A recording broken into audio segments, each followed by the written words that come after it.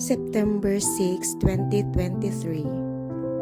Pagbasa gikan sa santos nga ebanghelyo sumala ni Lucas.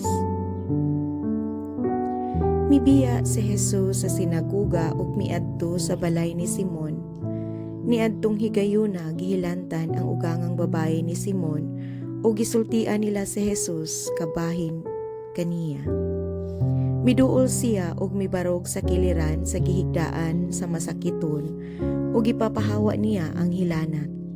Gihuwasan ang masakiton ug diha-diha mibangon siya ug misilbi kanila.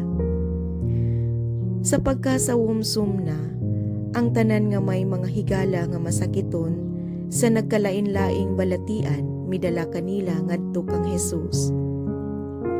Ug iyang gitapion ang iyang mga kamot sa tagsa-tagsa ug giayo niya silang tanan. Gikan sa daghang mga tawo, nanggula usab ang mga yawa nga nagsyagit.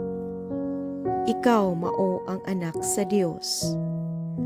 Ug gipinahan sila ni Jesus sa dili pagpanugilon, kay nasayod man sila nga siya mao ang Mesiyas.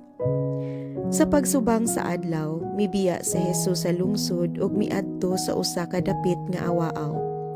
Gipangita siya sa mga tawo ug sa diha nga hikit-an na siya, ila siyang gipugngan sa paglakaw.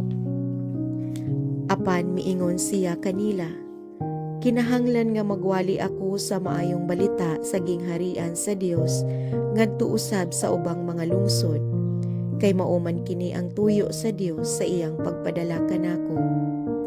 Busa nagwali siya sulod sa mga sinaguga sa Judea. Ang ebanghelyo sa Ginoo.